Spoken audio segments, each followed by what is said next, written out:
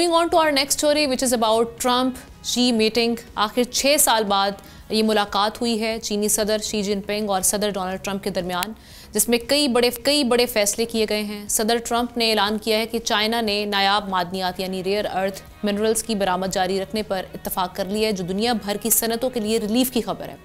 America ने फेनिटाइल से मुतालिक मसनूआत पर महसूलात 20% से कम करके 10% कर दिए हैं। ट्रंप का कहना था कि ये एक साला मुआहदा है जिसे तोसी भी दी जा सकती है और इससे आलमी मंडियों में इस्तेहकाम आएगा। दोनों रहनुमाओं ने तिजारती ताउन बढ़ाने, सोयाबीन और दीगर ज़राई अजनास की खरीदारी फ़ौरन शुरू करने पर भी इत्तफाक किया। सदर ट्रंप ने इसे एक शानदार मुलाकात करार दिया और ऐलान किया कि वो आइंदा चंद माह में चीन का बाज़ाब्ता दौरा करेंगे। अब किस हद तक ये मामला बढ़े और क्या वाकई ये एक सक्सेसफुल मुलाकात रही है? डॉक्टर जमील अहमद खान साहब, फॉर्मर एम्बेसडर, हमारे साथ मौजूद हैं, अपना तजिया पेश करेंगे इस हवाले से। डॉक्टर साहब, अभी जिस तरह से हम देख रहे हैं कि अमेरिकी प्रेसिडेंट इसको एक ग्रेट सक्सेस करार दे रहे हैं इस मुलाकात को, आप समझते हैं खुश असलूबी से मुलाकात तय पा चुके हैं और ये कब तक मामला जो है ये शॉर्ट लिव्ड रहेंगे या इसके लॉन्ग टर्म भी असरात देखेंगे कि इनकी जो रिलेशंस हैं वो बेहतर होंगे और साथ ही साथ इसके ग्लोबली जो मार्केट्स हैं और ओवरऑल क्या इफेक्ट्स आएंगे?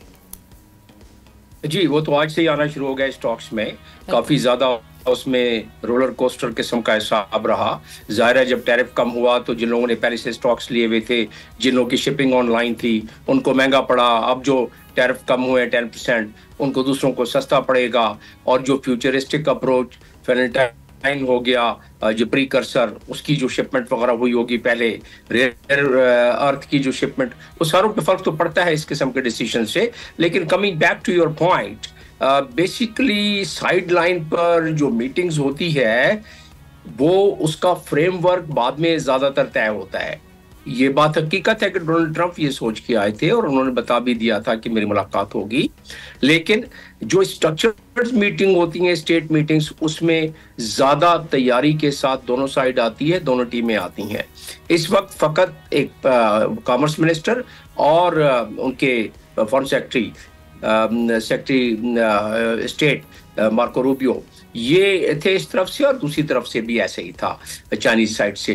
तो आपके सवाल का जवाब कि क्या इस पे इम्प्लीमेंटेशन हो जाएगी, वो थोड़ा कबल अज़ वक्त होगा। लेकिन इस वक्त जो जियोपॉलिटिकल तनाजुर है और जिसका इंदिया दे दिया डोनाल्ड ट्रंप ने, और वो क्या था इंदिया, उन्होंने कहा जी 10 में से 12 नंबर मैं दूंगा, इतना कामयाबी हुआ है। लेकिन जब जियोपॉलिटिकल साइड पर बात आई तो उन्होंने यूक्रेन की बात की कि हमें चाइना की मदद चाहिए यूक्रेन का मसला हल करने के लिए। तो यहाँ दो बातें वाज़ेह हो गई कि डोनाल्ड ट्रंप ने अपनी तमाम कोशिशों काविशों के बावजूद, उन्होंने अपने इलेक्शन कैंपेन से लेकर और जब से प्रेसिडेंसी में हैं, वो यही कहते रहे कि यूक्रेन का मसला मैं हल करा लूंगा, और वो तूल पकड़ता जा रहा है, वो नहीं हुआ। और वो मैं समझता हूँ कि जिस तरह उनका ग्राफ जा रहा है जंगों को खत्म कराने में, वॉर्स को खत्म कराने में, 9 वार इंक्लूडिंग कंबोडिया और ताइवान, उसको उन्होंने कंबोडिया और थाईलैंड, उन्होंने उसको खत्म करा दिया। और अब यूक्रेन जो उनका सबसे पहला था अनाउंसमेंट थी कि मैं कराऊंगा, उसके लिए वो चाइनीज जियोपॉलिटिकल जो बात हुई उसमें चाइनीज से उन्होंने इसकी गुजारिश की कि भाई आप करें। और दूसरी बात ये कि चाइना का प्रेसिडेंट तो पहले से शेड्यूल्ड था एपेक की मीटिंग में, तो डोनाल्ड ट्रंप ने स्टॉप ओवर किया। तो इसका मतलब ये है कि इस वक्त नियत ये है, एक तो टैरिफ की बात जो है वो तो दुरुस्त है कि टैरिफ में कमी आई और चाइना यही चाहता था, लेकिन साथ में चाइना ने एग्री किया ये फायदा देने के लिए रेयर अर्थ का। अब रेयर अर्थ का मैं बताता चलूं कि रेयर अर्थ उनके जहाजों से लेके, उसके हवाले से भी कहा जा रहा है कि उसको भी रिज्यूम कर लिया गया। जी, सोयाबीन का परचेज तो वो तो खैर चले एक आम सी बात थी। रेयर अर्थ अगर उसकी सप्लाई में खलल या पाबंदी रिस्ट्रिक्शन जारी रहती तो उनके जहाज से लेके और तमाम जितने भी सोफिस्टिकेटेड इनोवेटिव आलात हैं वो सारे के सारे ठप होके रह जाते। इसलिए एक खलबली सी मची हुई थी अमेरिका में। वो एक्सपेक्ट नहीं कर रहे थे कि चाइना इस चीज पर स्टैंड ले जाएगा। तो अब जो इसका लुबे लुबाब है वो ये है कि शीपिंग ने भी कह दिया तकरीबन इख्तिताम के वक्त, और बड़ी तवील मीटिंग ही रही, 1 घंटे से तकरीबन थोड़ी ज़्यादा। तो वो शीपिंग कहते हैं कि ये डायलॉग होना चाहिए, कन्फ्रंट्रेशन, और चाइना की ये हमेशा से रवतीरा रहा है कि कन्फ्रंट्रेशन के बजाय डायलॉग के साथ करें, विन विन गेम पर चलें। तो चाइना शुरू से ये कह रहा था, लेकिन वो जो नी जर्क डिसीशंस अमेरिका ने लिए टैरिफ के बारे में, तो चाइना वो कुव्वत है जो कि रिटेलिएट कर सकता है, उसके पास भी कुछ चीजें हैं देने के लिए और रोकने के लिए।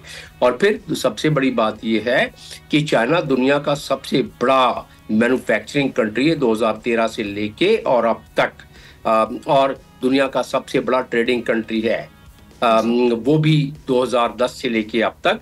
तो फिर ऐसी सूरत में चाइना के पास देने के लिए भी है कुछ, तो उन्होंने चाइना की बात इस दफा मान ली। और डोनाल्ड ट्रंप का जो, जैसा कि मैं बता रहा था, उनके पसे पर्दा उनके जहन में यही था कि यूक्रेन का मसला भी मैं हल करा दूं, ताकि जिस तरह के डोनाल्ड ट्रंप खुद कहते हैं कि हिस्ट्री में अमेरिका की कोई ऐसा प्रेसिडेंट नहीं आया कि जिसको के अमन के नाम से जाना जाए। और पाकिस्तान जो इस वक्त मसले में था कि किस तरह दोनों को बैलेंस करके चला जाए, तो ये बैलेंसिंग वाला काम आसान हो गया पाकिस्तान के लिए।